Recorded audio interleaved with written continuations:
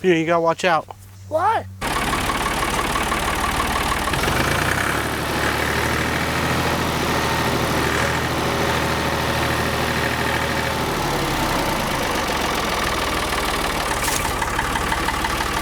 Right in the face. This thing? Wow. Wrong way.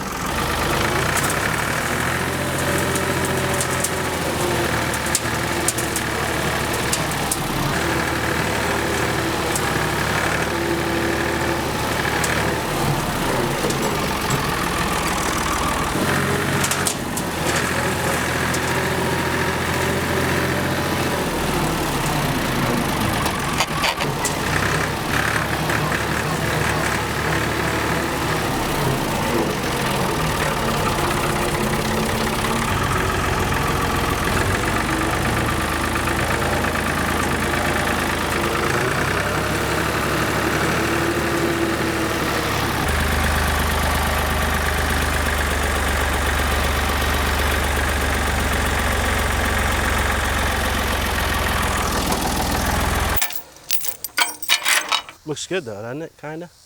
I mean, no, it doesn't. Maybe we can neaten it up a little. Looks pretty. Hey guys, welcome to Tiny House Customs. I'm Dan. In this video, I'm gonna be doing the joists on the Tiny House Terry 2.0. I have already filmed the video pretty much just like this, well, maybe 2 videos. And together they have over like 100,000 views. So thank you. And I have listened to all the negative comments that I get on them. And the one is this stuff right here, sill seal. So I'll be using sill seal, some 2x4s, some 3-inch, I don't know. It says 1/4 by 20 by 3. So let's get started. What do you say? To be completely honest with you, it is just too hot to be doing any of this shit. So this build and this video is brought to you by my Patreon supporters. This is a fully fan-funded tiny house build. First ever, I believe. So if you want to support this build, please go check me out on Patreon. Links in the description below. $1 a month, you'll get advanced access to all my content, as well as behind the scenes, just for you style videos. And there's a bunch. If you really like my content, then you'll probably like those just for you videos.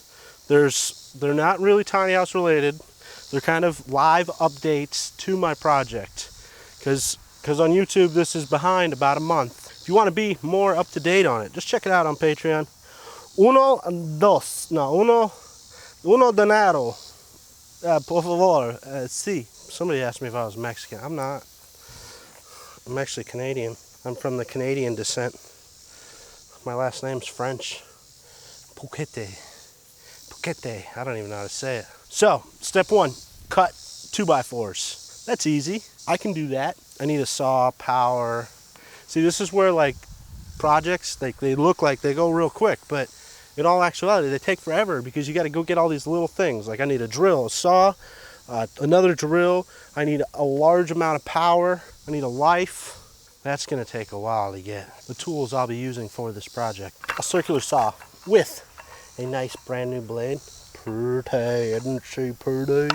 A high torquing drill. Corded, it's got a cord, okay? Not cordless. Hate cordless. Hand tools. Pencil, square, brand new pretty tape measure. And I think that's it. Maybe the hammer. And then this right here. This is a very high torquing right angle drill. Now there's a special story behind this. If you guys watch Wrangler Star, his subscribers send him like chisels and files and hand tools and hand drills and stuff. Well, one of my subscribers sent me this. Are you shitting me? Really? Really? Oh yeah. I was gonna buy this for when I do my electrical in my house, which is coming up. So I was talking to him and he said he was gonna send me a welder, and I was like, I just bought one. And then he was like, well, what can I get you? And I'm like, the next big tool that I was gonna buy is a right angle drill. It's gonna make electrical running so much easier because it gets into tight spots. So he had one. Now he wants to remain anonymous, and I think that's because his wife watches these videos. and he was trying to get an upgrade on this because there's a bigger model. So I think he pretend like he lost it so he can get another one maybe. I don't know. It's a good story if that's it. I made that up, but it could be truthful. This is nice though. So I want to say thank you to you, Mr. Anonymous, but that is... What? Not cheap. Not cheap. Expensive. That's expensive. That's a lot of money. And I also bought a set of drill bits. I got the big set with like a bunch of bits, and then I bought a bunch of extra 3/16 because I'm going to be pre-drilling all this steel with a 3/16 inch bit. Those screws that I have do have a like tap in them, but they don't work. That's not like, no, you need to pre-drill. So I got 2 drills to be efficient. Obviously you don't need 2 high torquing drills like I got, but it's just going to be easier for me to do it that way. I could use a cordless drill to drill the holes out, but I do need the high torquing to put the screw in. When I did it on my first project, it wasn't very successful with my cheap little drill. That is when I did my main house, that is when I purchased the Porter Cable high torquing drill. Oh yeah, and then a couple clamps. Put your pouches on. Notice I got new pants. That's number 6. 6 pairs of pants. I buy new pants when it gets to the point where I'm embarrassed to go into public because I look like a slime ball. That's when I get new ones. But I still wear the old ones. It's just public. People in public. Some good lighting right there, maybe. Yeah, perfect. Fat Max 35 footer. Highly recommended. Oh, it's nice. Ooh, it's nice. Wow. Ooh, they even upgraded, put a little metal in there. Made in the US with global materials. So I'm gonna measure in a couple spots here. I'm gonna end up cutting them short because it doesn't really matter. 64 1/4, 64 3/8. Holy shit, 64 1/4. So since my welds added like a little rounded edge there, I don't want to be messing with that and have a gap. So I am gonna go 64 inches on all these pieces. That way it's sitting flat all the way across. 65, is that what I said? No, I said 64. So I picked this material up from Lowe's, not paid at all. I would love you, Lowe's, if you join me in one of these projects. But there's some material that's got imperfections. If I can cut that imperfection out, that's gonna be a really weak point of this board. If I can cut that out, that would be a bonus. So, ready? Oh, that is a nice tape measure. 64. That's a lot of waste.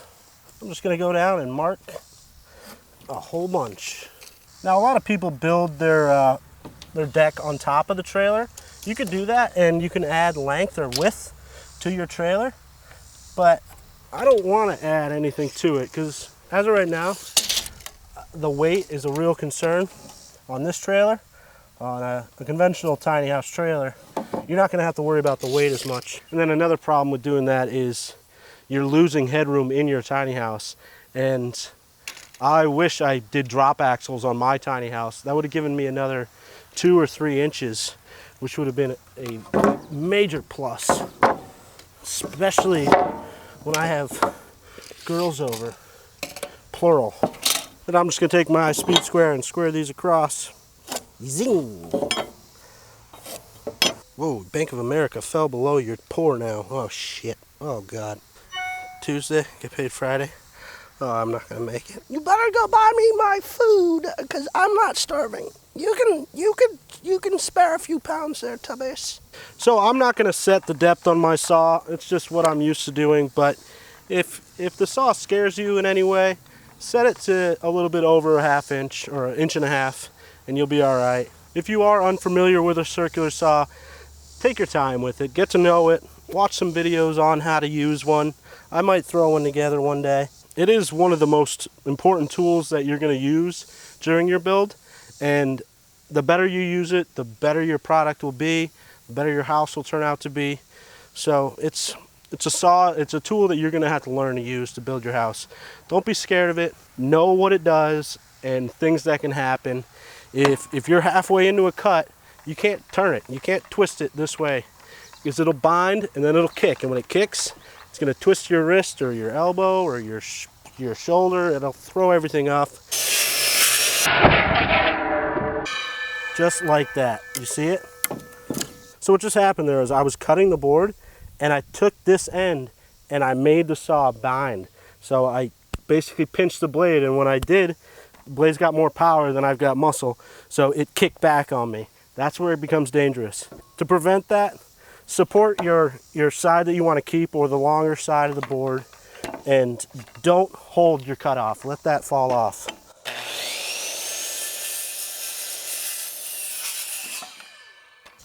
Look at that waste. Son of a gun. That'll become something. I'm gonna use these somewhere in the house. You trusting me, you. 2, 3, 4, 5, 6, 7, 8. Yeah, that's it, man. I bought 2 extra. So, like I said, I picked this up from Lowe's. Now, when I got there, I hand selected all my lumber. Now, I'm very experienced with looking at lumber and telling what's wrong with it, what's good, bad, all that stuff. You know, this stuff right here, this wane, it's not a major issue. Generally, I think it needs to be at least 3/4 of an inch here. It won't fly past the inspector at the lumberyard if it's more than, if there's only 3/4 inches left here. But you're looking for cracks, splits, gnarly knots. You know, these gnarly knots right here. Looking for that. Looking at this stuff. And then, of course, I'm sighting every single one. When I take it off the rack, I'm just looking at it. This is horrible. You don't want something that has a twist in it, the lengthwise. In this case, it doesn't really matter because I'm going to be screwing it to a solid surface. So if it's got the twists and the kinks in it, it's all right. Looking at crowns, so the board, when the tree grows, it leans over, and when they cut it and mill it, that curve ends up coming into the board over time when it dries. So I checked some out. I mean, I didn't get too really particular with it because it don't matter too much. Now these last 4 right here are pressure treated, and that is going to be for the deck that's going to be exposed. It's going to have a shower on here most likely. These are all for the front of the house. So I'm going to wait to cut that last one because it's going to be pieces on the front, but all the main pieces are done. Now a lot of people build their decks on top of the trailer. I kind of like incorporating this into the steel. Iron Eagle Trailers has a great trailer for doing this method. Trailer Made Trailers is another one that's adapted their trailers for this method. So, and then if you're going to be building on a camper like I'm doing, then this will work. If you want to go out wider, I would recommend welding some steel onto the sides of the trailer and making it wider. But these axles are already too narrow to go too much wider, so I'm not going to mess with it. And a drink. I'm going to take a break. Be right back. Look at that house. Do you see that? Do you see it? It looks all right. I mean, that's about $20,000 right there. Holy shit. It's probably more than that with tools that I've bought. Oh, God. So when I did this step on my trailer, on my tiny house, I glued the 2x6s onto the steel frame. I got a lot of shit for that. A lot of people said I should have put a vapor barrier in there. I'm still disagreeing with that. I don't think you really need it. But to appease the YouTube commenter gods, that's about right, because they're always right. You can't reason with them. I'm going to put the vapor barrier. Now this is just a sill seal. Now if you go to the store and you just ask for a sill seal, you can get this for 2x4 as well as 2x6, about $5 to $8 a roll.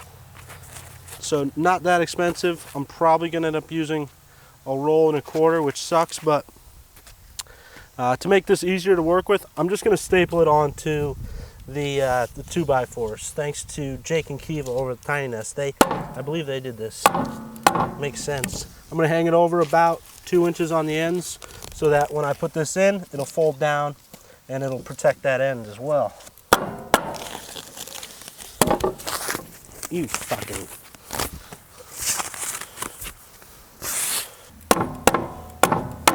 Now the whole point of the sill seal is just giving it a vapor gap in between the wood and the steel. Is it really needed? I can't say that it definitely is. Look at this. I think that's an Instagram picture maybe. Definitely a Patreon picture. That tree needs to go. The chainsaw's coming out tonight, and I'm gonna cut these branches down. So I just got 2 clamps. I'm gonna take this piece, make sure my foam goes to the side like that. Oh, good thing I cut it the length I did. And I want this to be flush on top. Premiere, you can say. Okay, middle fingers. Good, that solved the problem. I feel better now. So I'm just gonna make this a little bit proud of the steel. Maybe a 1/16. It doesn't really matter. I would try to go within an 1/8 inch on this and then worry about the crown as well, but this is not a perfect build. All those imperfections are character builders. I'm gonna pre-drill these first.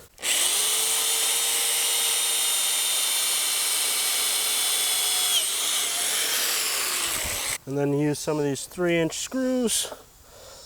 See, this is where the right angle is key. Makes this easy. So those steel beams that I welded in are really thick. The original ones are literally like 1/16 inch, and they're L channels. They're shaped like this. Very thin. I'm gonna put more screws into this stuff versus the big honka-tonka beams. So maybe 4 in this one, maybe 5 in the thinner stuff. That is not scientific. Now I'm doing all this by eye, roughly here and there. It's not that crucial. None of this stuff is very crucial ever. Can I say it again? That's a great drill. Now a drill like this with a high torque, it will break your wrist. It will mess you up. So you really want to make sure you got a good hold on it and a good evacuation plan, because luckily it doesn't spin fast. So you kind of have like a little bit of notice before it destroys your life. But be careful. That's it. That's easy, right? I mean, you can't get any easier than that. Just repeat it over and over and over and over again. That is what building is. Doing the same step over and over again. Oh, I can't play music unless I do this. Nice. Problem solved. My mother always said the only problem she couldn't fix happened the day after I was born. I still don't know what that means, but... So at this point on my trailer, this is where I switch from regular Doug fir. It'll be completely encapsulated with aluminum on the bottom and then 3/4 plywood on top. And then on this side becomes the exposed deck, basically. So all pressure treated lumber from this point forward. So I needed to fill the web of this C-channel. So I ripped a 2x4 with 2 bevels on each side, measured it and got it in there, put some sill seal around it so it's not making contact. And then I put a pressure treated on this side. I'm gonna bolt that together, and then I'm gonna take another 2x4 and nail this onto that beveled ripped one. So this joist right here has got a pretty big crown in it, and I did the end and then 1, 2. I'm gonna utilize the clamps to pull this thing up, pull it tight, and kind of hold it in place. And then I'll pre-drill my hole and then put the screw in. Now I do have screws coming into this one, but I still want to hold this in, so I'm just going to put 3 into it to hold it into the steel. So this is where my plywood will stop and my decking will start. My wall will sit right on top of this. And this is a structural wall, so I got a good beam right here for that. So I am staggering these screws. The first one I'm putting right in the center roughly. Next one I'm going high, low, high.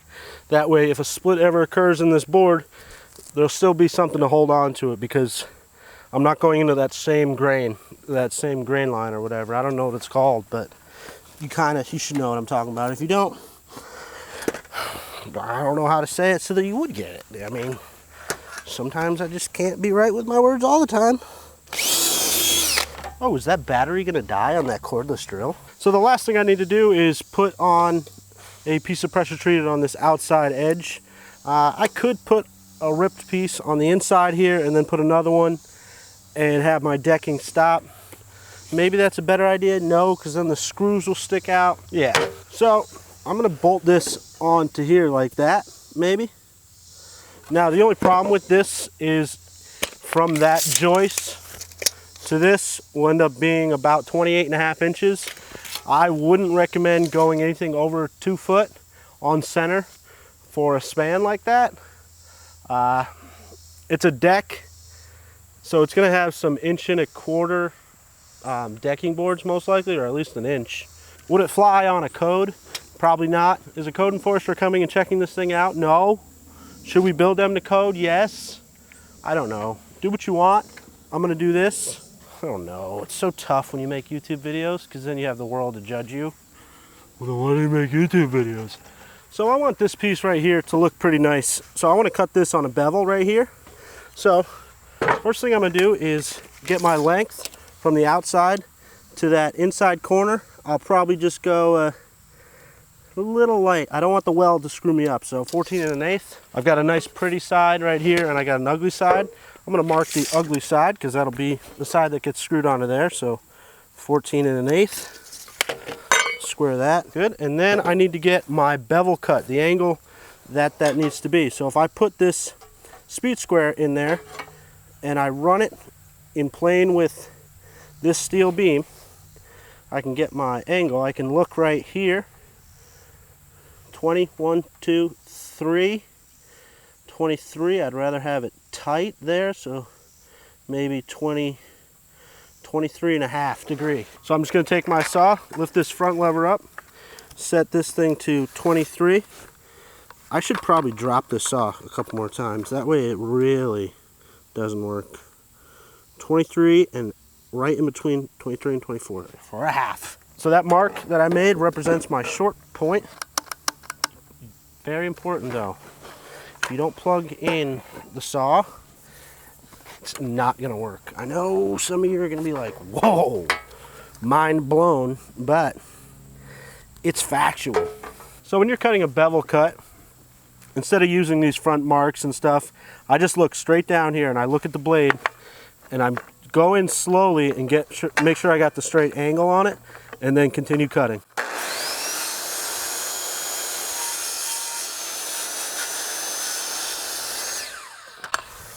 Ew, that was ugly. Fixed it. Oh, that looks nice. And then we're flush and we're good. Get some sill seal. Would never expect you to just be smooth. Like, would never expect for a project to just go smooth. Wouldn't dare. Wouldn't dare. Okay, alright. Okay. Butterflies and fairies. Good? Oh, it's so ugly, it's not even funny. You sound like you're gonna die, Drill. What's wrong?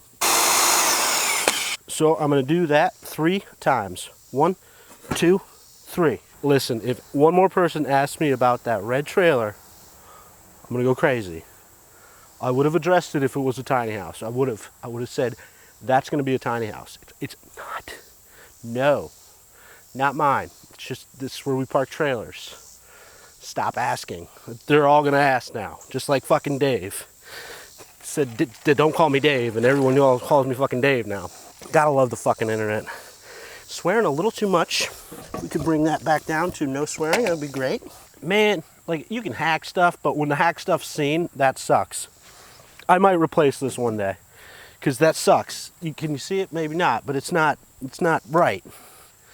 I didn't think 10 steps ahead. I was back there thinking about that, and I used up the 2x4 that was gonna go here, because I thought these would have been good, but no, they're not. Son of a bitch. Your cordless drill died? That's weird. I didn't know that cordless tools just died like that. That was a shocker. I'm so surprised that the damn drill just died on me. Now I gotta go get a battery because I wasn't prepared. Don't know where my charger is. Why don't we bitch and moan a little bit more about this problem that we're having right now and make a bunch of unusable audio and video. Yeah, that sounds like a great idea. You guys ready for a factual outro? I'm ready to give one. I buy most of my stuff from Lowe's, and one of the reasons is because they've got the My Lowe's card. You don't get any savings or any discount or anything, but it keeps track of all your purchases. So you can go into the app, or you can go online, you can log in with your username, and you can see all your purchases you've made. which is great when it comes time to tell you how much I spent. So I bought 10 2x4s, regular KD, what KD stands for kiln dried, WW Select studs. I don't know what the hell that means. They were 8-footers, and they were $277 each for a total of $27.70. I bought 4 pressure treated 8-footers. Those were $287 each, only 10 cents more. I should have done the whole thing out of pressure treated. That would have maybe been smarter. Would it have?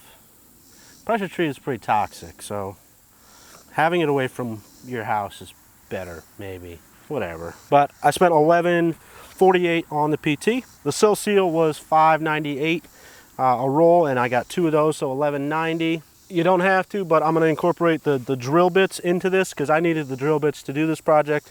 I spent $24 on that drill bit set, so that was a pretty big expense. And then I bought 2 boxes of those number 14 3-inch screws at $9 each for $17.96 basically. And then I also bought that saw blade for about $9. So all together to do this project cost me about $100, which is pretty reasonable. Obviously, if you have a bigger trailer, you're gonna do bigger things, and yeah, it's gonna cost more. Now another thing is, I've been on this whole tiny house bandwagon for like 5 or 6 years. And back then, when you would go on YouTube and you would search in tiny house, there was literally like 10 videos. There was nothing about it. There was Jay Schaefer's house, D. Williams' house. There's that other documented show. I can't think of her name. Katie something. She's got 1 million followers. She does a lot of like off-grid homesteading type videos where she documents other people's projects. She had a lot of stuff on tiny houses or alternative living, which is what I was interested in at the time. So I've done a lot of research in these 5-6 years about tiny houses. I've seen people build things 20,000 different ways. Personally, in my opinion, this is one of the best ways to build a tiny house.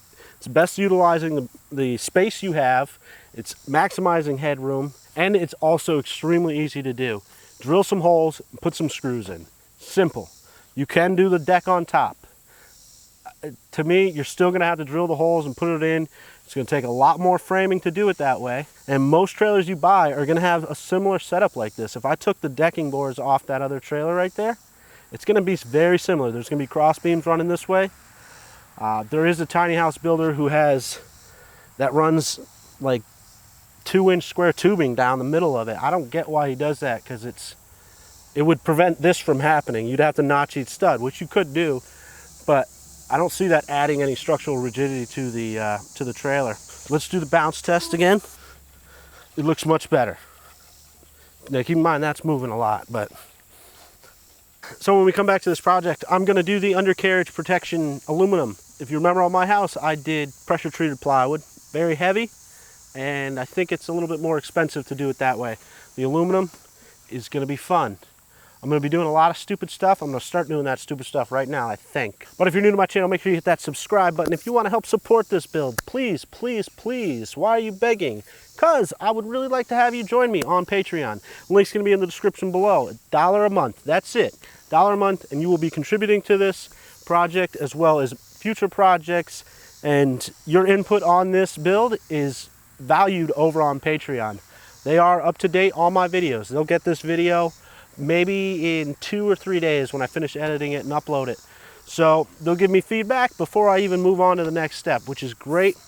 So go check that out. And don't forget to hit that thumbs up if you like the video. Share it with your friends on Facebook, Twitter, Reddit. Someone told me I need to do Reddit and be on Reddit. I don't do Reddit. I don't like their platform. It's ugly. It looks like Craigslist. It's blah, plain. Need some excitement and color. Boring. It's not good for my ADD. I need something a little more exciting. Hit that thumbs up, and I will see you on the next. Did I already say that? I'll see you on the next video, I guess. I don't know. Yeah, the popper nutter. Yeah, I'm terrified. Help, guys, and help.